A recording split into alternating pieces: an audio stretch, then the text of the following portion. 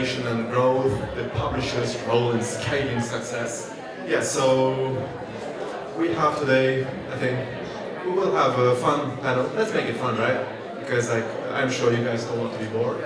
Okay, so as usual, it's easiest to moderate when panelists introduce themselves, so I don't do any work, so feel free to, let's start with Homa. Hi everyone, my name is Katerina. I work at Homa. It's a mobile publisher from Paris. We are working with hyper-casual and hybrid-casual games. I'm originally Ukrainian and I moved to Germany like 8 years ago. I was working in gaming for almost 9 years, always as a BD person, just in different kind of companies. I was started in outsourcing, then I was working for the publisher, then I was working with indie game developers, and now I'm back to the publishing side. So yeah, I have like the approach, like the overview on the market from different angles, and I hope it's going to also bring interesting points to the discussion. Thank you. Yeah, cool. My name is Tatiana. The idea is that I represent the other side. So these guys are publishers, and I'm a representative of a studio, a small studio that works with the publisher. And then I myself been doing games since 2007, I think. I started in K, then did game design, then I was a producer, moved here 13 years ago, worked at Uga as a product lead on 2 titles there. Then had a gig for an Argentinian studio called Ethermax to set up a studio in Germany. And now, since 4 years, we started Playback, which is a small studio, venture-backed. We now exist, as I said, 4 years. We published the game with the publisher recently, and it's called Merge Away, downloaded, great game, 4 million installs, perfect. But I think we could not have done it without the publisher, so my idea is that I can tell you my side, working with guys, those people around me. Hello, this is Adam, product manager from Wally. It's a UK-based video game publisher. We have PC console division, internal production mobile games, and publishing division where we specialize in hybrid and casual games. So my background, basically, I started my career in mobile gaming as a publishing manager, and then slowly I've been shifted to the internal production where right now we're product manager. So, I already prepared concise, cool questions for all of us. Actually, to start with, let's directly dive into something real, like, you know, to start with your thoughts, how do you see the current challenges? Because like, the, you know, funding, investment thing is still the same problem we have been seeing, okay? Higher CPIs, like US challenges with especially going tariffs right now, and okay, money is the problem, and the studios are super scared of, okay, shall we burn our money for self-publishing? You know, in this, let's say, chaotic ambience, how do you currently see this industry, developer, and publisher death triangle? 3 shots, go for it. Okay, I can start. It also like depends, like it's very individual cases, and yeah, basically when you're a game developer, you can go 2 ways. You can go self-publishing, or you can go with a publisher. As you can see, self-publishing might work with the PC games, especially like indie games. They create very like niche approach, something very unique experiences, and yeah, of course, everyone is looking for something innovative, unique, like something that will work out super well. But it's very hard, of course. It's about creativity. It cannot be like properly measured or prepared. It's like coming from basically heart and soul, right? For mobile, which is like now my focus, I don't see how it is feasible for mobile developers to go self-publishing, because yeah, as already mentioned, like the CPI is super expensive and it is hard, and there's a lot of data-driven approach here, and if you don't have enough knowledge, expertise, tools, that also might be expensive to measure and prepare and build the proper strategy for the publishing. If you don't have finances to invest into marketing, UA, and all other activities, I really don't see how it's possible to successfully launch the game. Maybe, of course, there are cases like that, but I don't see how it might be possible. then basically, yeah, like it's always for the developers a decision what they evaluate and assess all their resources and what they can provide. If we have people who can do this, if they have finances to do self-publishing, of course, then you don't need to share any revenue with the publisher. But otherwise, I think it's much safer and higher chances of success to go with the publisher. And then, of course, it's about like how to find the right one. But that's not the question we're talking about right now. Thanks a lot. Feel free to add up, guys. Yeah, cool. And maybe we'll disagree with, but from the studio perspective, right? The challenge we're facing, at least us as a startup, that we have a finite runway, right? We have money in the bank that we got at some point, and we have an amount of time, let's say, to try and self-publish our games. And then there comes the challenge. So you build a game, you try UA, and that requires resources, both like personal and financial. And okay, you try one game, I would be surprised if the first one works. You probably build another one, try another one. We built, I think, 6 till we found the one that works, but by that time it was a big risk. Like, do I take all my money from the bank and put it in UA and then it put, I don't know, it returns in 180 days?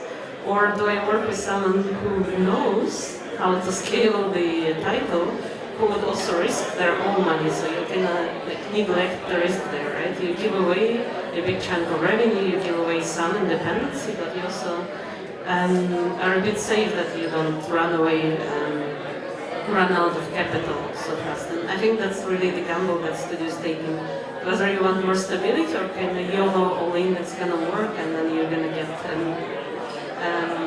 get more funds. But you all know also how the funding is at the moment, so investors have to be certain that you have something scalable, tangible, like for a while. Like that, everything is possible, so you can do the self-publishing. However, the main question, what is the circumstance in your company? Do you have enough expertise? Do you have UA department? Do you have creative department? So this is something what publisher can you support with, because we can share a lot of know-how, we can share a lot of data, we can share a lot of marketing research, everything.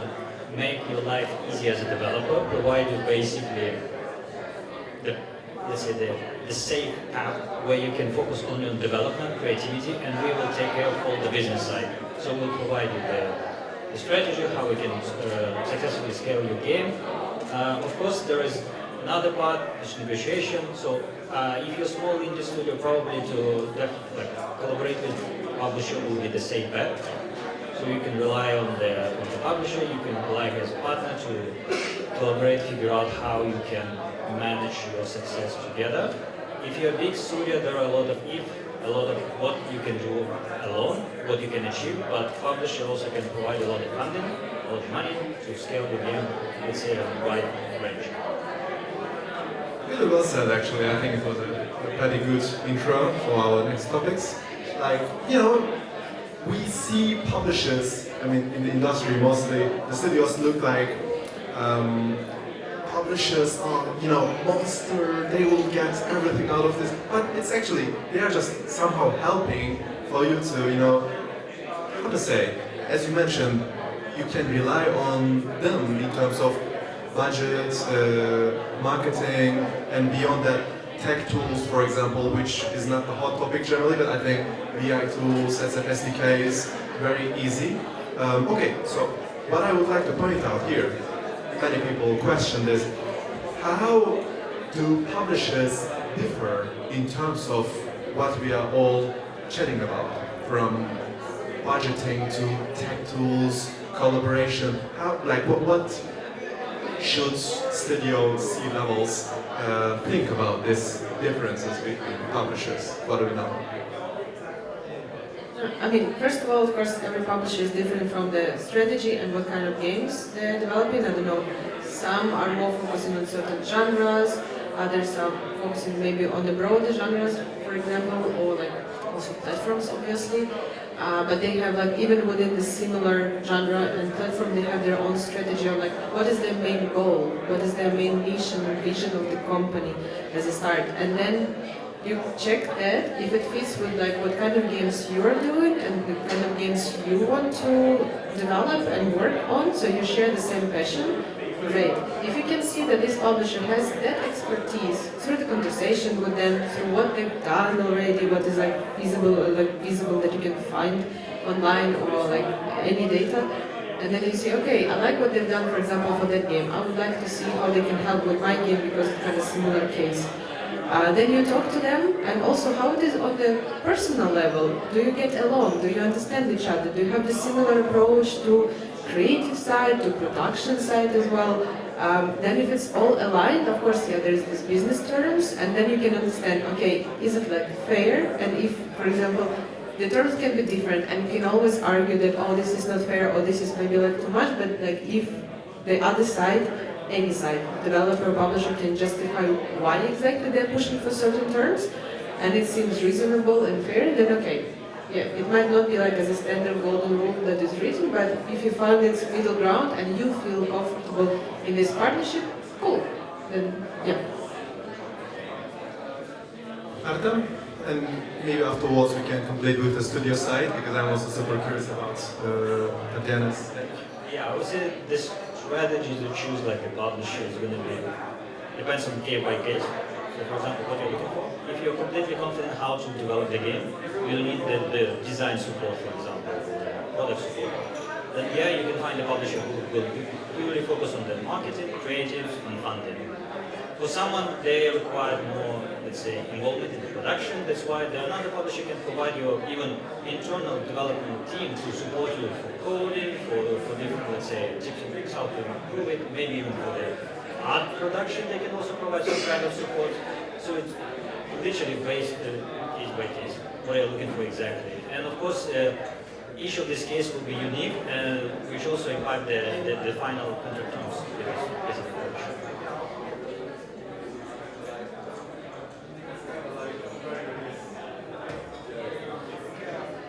Yeah, I think from the studio perspective, you can be first of all desperate, and then I guess it doesn't matter, you just do the thing to survive, and then you go with the publisher. But if you have a choice, at least back then I was asking myself 3 questions. First is that what is it that we really need externally, like what we don't have. We didn't have EA, and we didn't have the money, so that's premise. Number 2 is how important are you as a team, as a development, going to be to the publisher, right? Imagine you go to a giant publisher who works with 150 titles internally. Probably you're not going to get a lot of attention, and the moment your game sings, that's it. Like, by separation and so on. But if the publisher is looking, I don't know, to enter a genre, like a hyper casual publisher goes into casual space, then of course they'll put more attention on your project, right? Because they need your game for whatever their strategy, and then probably they saw the numbers, they can invest in you. And the third one is that how big can be the scale of your game with the publisher, and how fast you can get to the scale, right? So you're looking for profitability, sustainability, maybe scaling the team, building more games. But if that happens in 2 years from now, is it like the right way? Do you think correctly about the game, about the publisher?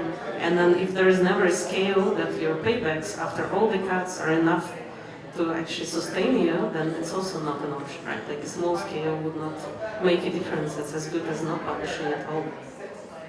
I would like to add to what Tatiana said, like this like fantastic, like very diligent approach of like asking these questions, because not I was working and like not only working but also like knew like a lot of developers, and also when I was working in another publishing company, not every developer did their homework when approaching me, like pitching business and ideas. And it was super funny the case when I was publishing PC games, like working at a company that was focusing on PC games, and I was pitching like mobile game, which was even from the style completely out of what the publisher was doing, and the developer was so sure like, yeah, this is the best case for you, and this like very sales approach.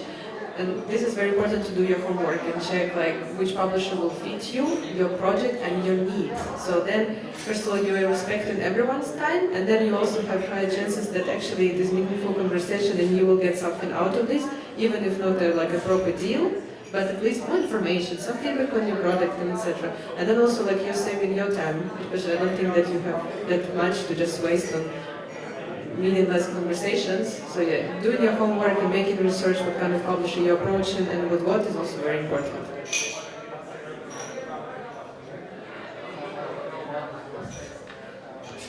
Yeah, this one is not working. Very well said, and actually that would take us to the next shot, which is about we kind of understand what studios like would benefit from publishing, but let's also look at the opposite side. What the publishers are looking for, like what is their perspective, you know, especially in this market. I'm really curious about your takes on that. I mean, first of all, we're looking for incredible potential games to release, and secondly, we're looking for sustainable partners to whom we can collaborate in the future. How we need this specific release. So we're looking for what we can do with these developers, how we fit to each other, how we can contribute and make the game successful. I would say this is the main goal during the initial conversation, which you just mentioned. So we just need to understand we're on the same page. We see how this product can be released, what's the strategy, and then maybe any potential acquisition could be in the future. Who knows? Because a lot of small studios are looking for funding. We can contribute as the publisher from our side and provide them enough funding to not only release this game, but also start to work on other interesting ideas. Would you add? Yeah, I mean, absolutely, like, agree with what you're saying. For us, it's as well, like, to find us partners with whom we can create fantastic games that will be great, interesting, engaging for a big audience, and that can last for a long period of time, and our players will be, you know, happy playing our games. And yeah, when we have this partnership, I find like that our creativity is aligned, our vision and strategy is aligned. And then the developers bring this like creative part, and we are helping or guiding, you know, with all the other tools and all the other like support that is needed here. So yeah, it's exactly like collaboration.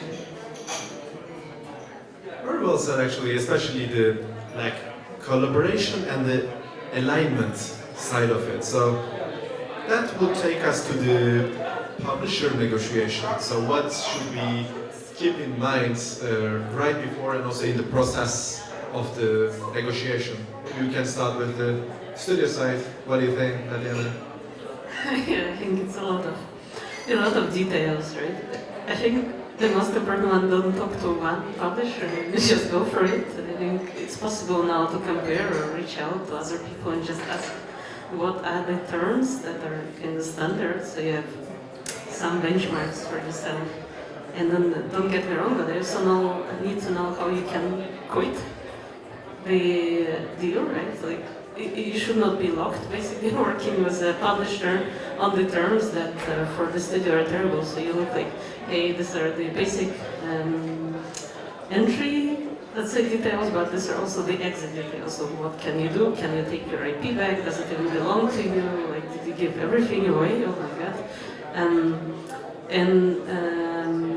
Yeah, I think that's the most important. And now everything is kind of available. Like, this information is quite public. I think people are very open about terms, but the devil is in details. And I think personally, the conditions that are not only in the beginning but in the end, I think this is, at least for me, the part that was tricky. How to negotiate them. Yeah, exactly. I think when it's like too much binding, as you mentioned, you have sometimes like no-go, so I totally get that. And like how about the publisher take? Like we are specifically looking for how the current publisher negotiation side is actually happening. Because like just to give a bit more info, you know, a couple of years ago when the hyper-casual golden era was there, publishers were looking for, how to say, you know, prototype money, like 1K for every prototype, etc. And like that era is kind of like changed right now. So how is it in terms of publisher negotiations in today's today? By the way, I need to say that we still, like, for us, hyper-casual is not dead. We're still working on the PPP model. And I had a couple of talks today with developers and explained why we are doing this. for, as we did for our game All in All, to justify the mechanic and the core that can work. And this is our data-driven approach. So we start with this. We don't stop there. We're like with this like proven like again attitude. We then go and like grow the game into more like hybrid casual. When it comes to the publishing terms, first of all, never be afraid to negotiate. Everything is possible. Like no one will like kill you, or I don't know, like you can always try to negotiate. And this is also what I learned in the very beginning in my gaming career. No matter which side you are, always try to negotiate and find like those terms that are the best for you. Plus, you never know what is like on the other side and why these terms are there. You can always like try to have the conspiracy theories that everyone wants to have you over, but that's maybe not the case.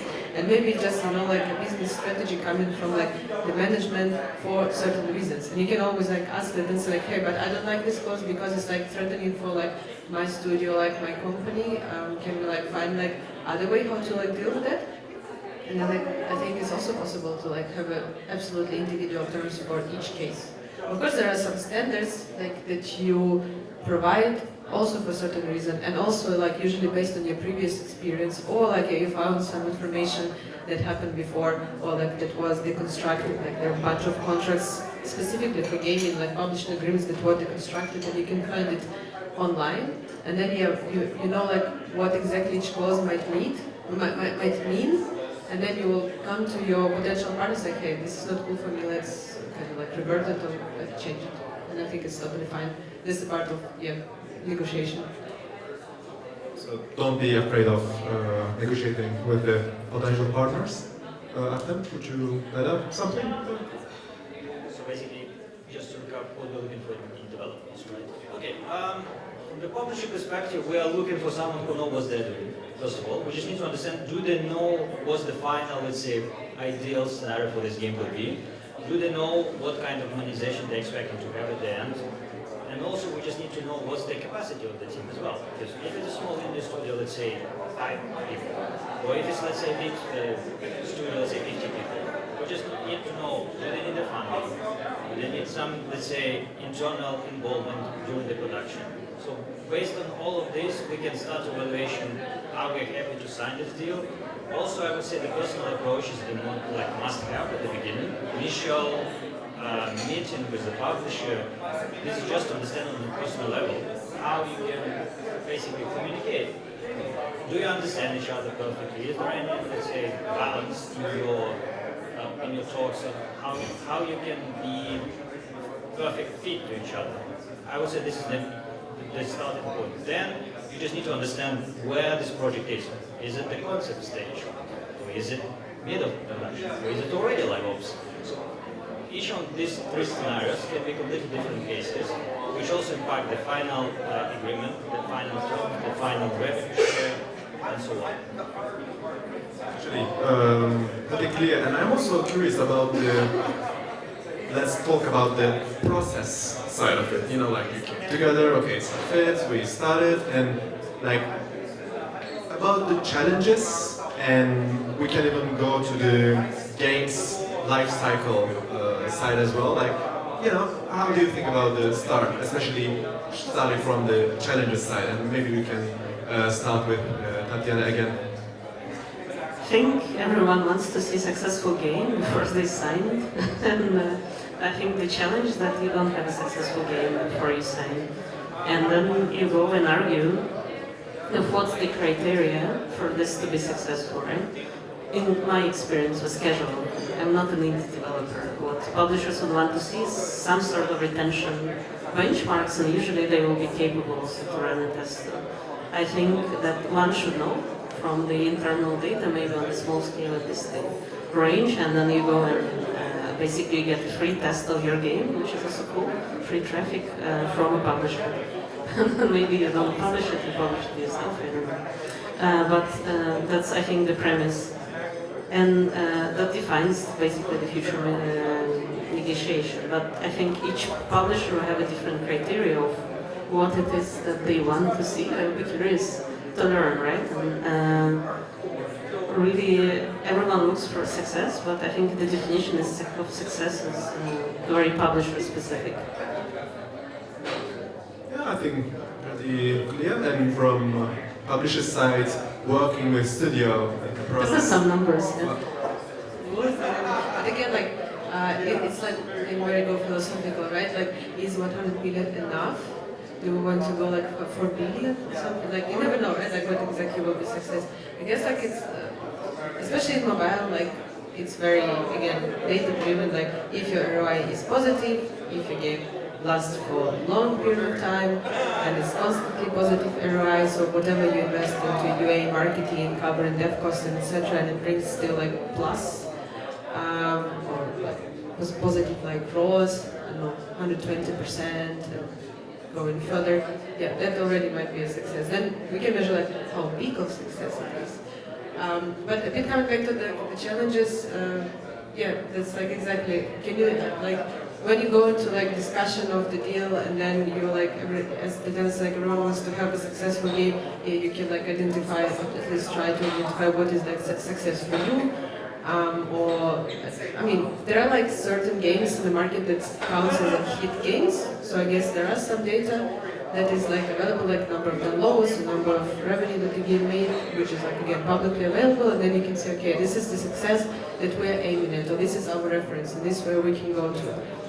And then like when you're like talking with your potential partner, you can like structure your deal terms focusing on the what if we get successful, but also like I guess you should think about what if we don't get successful, then what?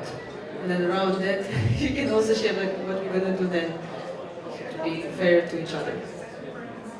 Yeah, exactly. After? Again, it depends what kind of stage is it. Because if you go to the publisher with just the concept, it's another scenario. We just need to explain the final vision, the length of production. Because, for example, for the live ops you need 12 months, okay, this is one scenario. Or if you say I need 24 months, okay, it's a completely different scenario. You just need to understand where you are, what's your capacity and so on. If it's regarding the, let's say, in the middle of production, we definitely need to know what's your initial KPIs are. And then even if it's, let's say, low retention day one, yeah, but if you have a plan how to improve it, I'm not enough for it. Because no one's gonna give you a project right away which looks perfect. We know there are some struggles. We know that there's time in optimization, different A/B testing and so on. So if you can show this confidence in the plan, what you're going to do with the product. So I would say each publisher looking for the plan, or product plan, how you're going to scale this game, or how you're going to sustain this game. So if you have all of this, I would say there shouldn't be a problem in any negotiation with any publisher. Just basically showing your expertise that you know what you're doing and you know your game even better than the publisher. Sounds really good actually. I think it's all clear about this topic. I have like one fun final question, which is I think interesting topic for everyone. You know, from the industry, let's call it rumors, I hear everywhere that AI is game changer now, like one-man army is possible, like one guy can go for, 3D art and handle the game development easily and like scale and, ad creatives are getting easier, for example, as they say, like UGC labels and they just need the budgets and so on. So let's take it from the publishing side. Like, do we think, okay, AI is really there and making things easier, and that's why actually publishers' role will be kind of like less, how to say that, maybe effective or helpful, or maybe there will be new problems for the publisher side, or it will not change because know-how is there, the market is already competitive, saturated, and it will be the same. So we are talking about the future considering the AI power in today's mobile gaming world. How do you take it? Okay, so cool. So AI is an instrument, right? It won't replace human beings. That's why the publisher can use AI to speed up the processes. For example, do a lot of A/B tests with ASO, or different icon A/B tests, or different screenshots, or whatever. Even during the production, the developer can use AI to generate like a starting-based models, assets, but the final touch will be done by people, right? So that's why I don't think the AI completely replaced or developer or publisher, but it's going to be definitely the useful tools, if you know how to use, can bring a lot of value and positive output. I agree with you. I don't believe that AI can replace people. Plus, all this creativity that we're talking about, I also don't believe that AI can create that. Exactly, yeah, you can use it for optimization of processes, for efficiency, for speeding up different of your time-consuming activities. But otherwise, still we need people. And like Tatiana, when do you think Playpack would be the #1 studio in the world because of AI? Yeah, definitely.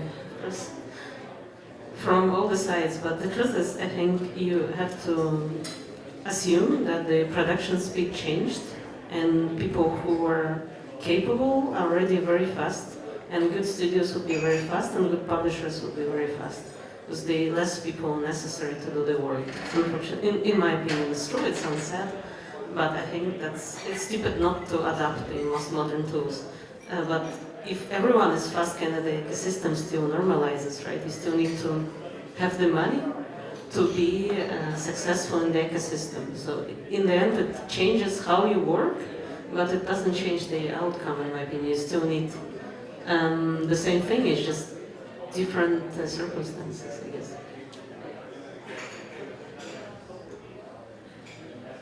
Yeah, thanks. Yeah, and in industry events, like from literally US to APEC, whenever I go, when I talk to giants, especially I'm talking about like last 2 years, they actually cannot use AI that much because of like company structures, especially like the giant ones cannot get permissions from legal team and so on, management. So I think that's why studios have more and more opportunities in this like game publishing ecosystem. That's what I see. So actually, we already like wrapped it up. We are chatting about today's mobile game publishing. And if you have any other, comments, ideas, and chats, feel free to add. If not, I'm sure we will get some cool shots from industry people. Especially, my expectations are high from Nicola because he was no pressure, but just some pressure. Anything to add, folks?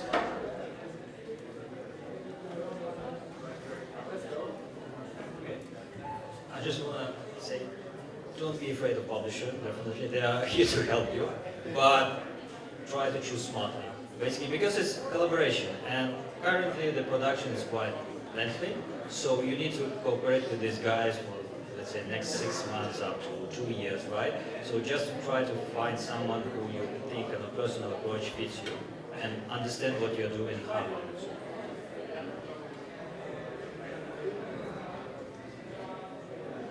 Yeah, sure. So excited. Yes, I'm very excited. Let me give this to you. So you guys spoke about the rosy world of publishing. Could you say a few words on what happens when things go wrong? Like, Give example of wrong. Okay, so you think the game's amazing, you really want to publish it, you put a certain chunk of budget behind it, you drive installs, but retention isn't there, monetization isn't there. Like, how much do you actually help the game to get there? When do you drop them? Where do you draw the lines? That would be quite interesting to understand.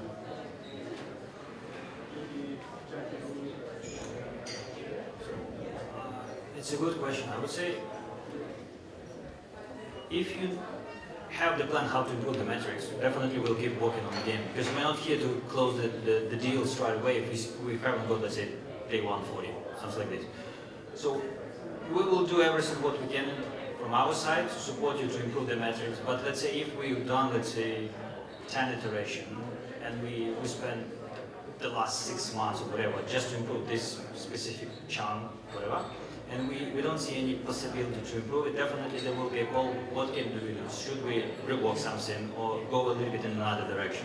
So there will be definitely the talk with developers, how we can improve what we currently have and what should we do and when we can reach this certain level of let's say, KPIs which we're looking for. So if from both sides there won't be any potential solution, then definitely that would be a call. Probably we need to go to another project. But if there is something where we can try to improve it, definitely we'll give the shot. I guess like this is like the most logical approach that you can take in this kind of situation. But also, okay, like how we identify if it's going wrong, right? Again, like just like take it as approach for the business, right? Like if your business is going into minus, how long can you sustain to like run it with the minus and you still believe in it? And then it comes to the expertise. We have publisher with experience, and they can say like, okay, we've published like 10 games like this, and let's say then we had like bad cases, and this is how we came out of this, or like all the cases like they actually show that at this point and further with this, let's say KPIs or metrics, it doesn't make sense anymore. Then yeah, you have this discussion like, so yeah, what we do now? But I guess like also if they saw the opportunities what can be done, I guess they will be like offering this to developer, because like the goal is common to make it work. Yeah.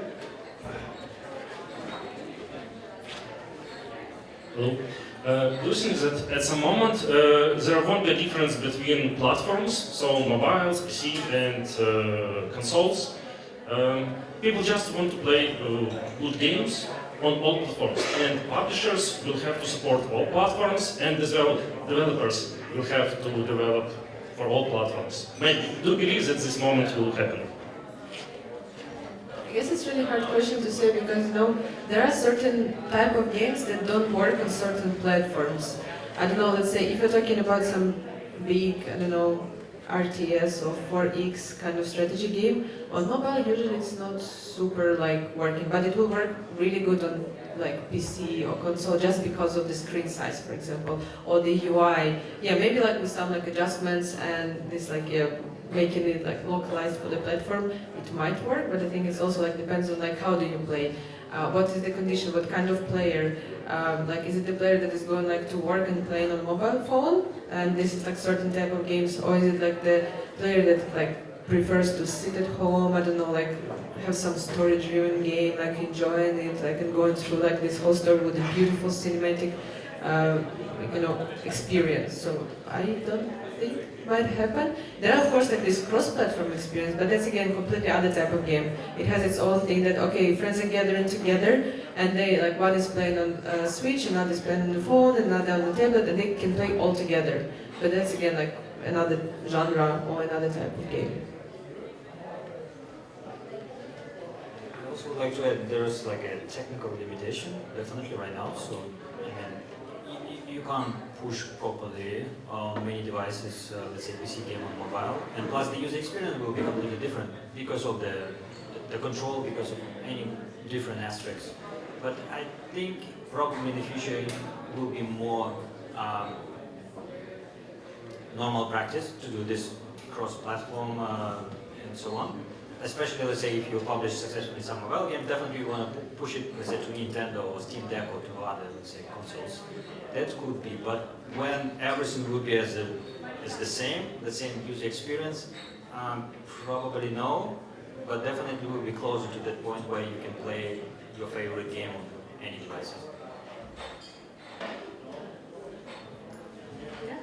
I think, though, in a way, you can see that for some genres that's happening. That's why Unity WebGL is so good, and they're pushing this way. And as a developer, of course, you cannot support all platforms right away. But what you really want is that you pay less fees to Apple and Google. That's how I think web has been developing lately, right? That's why so many people go to web. And then you want your players to have experiences everywhere on any device that they have. And I think for our space, for casual space, mostly if you have like universal control system, it doesn't matter where you play. You can play on the phone, you can play web browser on the phone, you can play on your, I don't know, Mac and Switch and whatnot. So why not? I think the notion is there, right? It's just very hard to achieve, and as I said before, it's not working for every single genre. It's just control schemes, for example. Not. I know kids play Minecraft on the tiny phones. I don't know how they do it. They do it, but I think we'll see more and more of that. I think you're right. Yeah, sounds good. Satisfied with the answer? Another question? Please.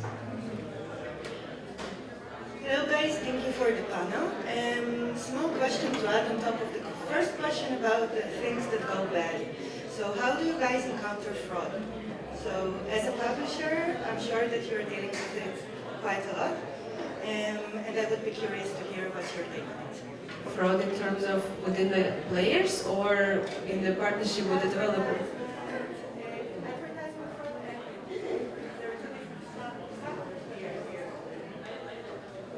I'm definitely the wrong person to answer. I'm a BD manager, so I actually it's really not my responsibility, or I don't have enough knowledge to say anything about this. Maybe Artem? Sorry again, the question is? So it's about fraud, like mostly it's connected to users, especially coming from the advertising side. Like she's curious how you actually handle this on the publisher level, right? So basically during the UA campaign we just block the different sources from different networks. Yeah, definitely on a daily basis we monitor where these users come from. Let's say are they fraud or not, and based on that we just block some sources. Plus a lot of network provide the list which should be blocked based on the criteria, based on the age rate, based on the genres, whatever.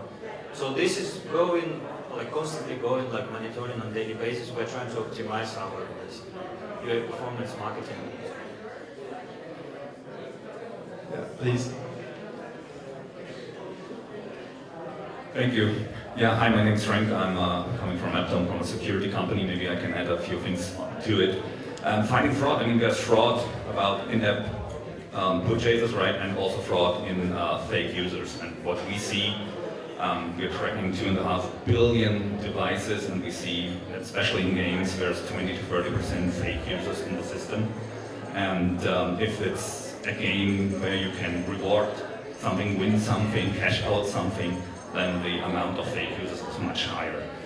And how can they track it? Well, from a security company perspective, they do some, there's a user coming from analysis, they do some behavior tracking. The problem is it's all usually coming on the server side. The problem is you need to be inside the app and see it happening right now. So you need to make sure that it's a real physical device with a real human player, otherwise it's just guessing. And if you turn up the behavior tracking too high, you will also get out a lot of real legit players, because nowadays the bots are so good that you really cannot find it, so you need the technology to have it. So it's just my take on that.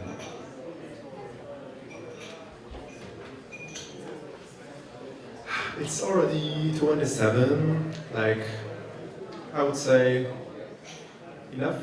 I guess you can find us on social media like LinkedIn, and then if you have Exactly, and feel free to grab them. I think they would be happy to chat with you, except for Katerina right now because she has to go.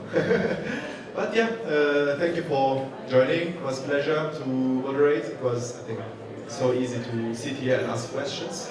Looking forward to next moderations, and would you give a good applause to our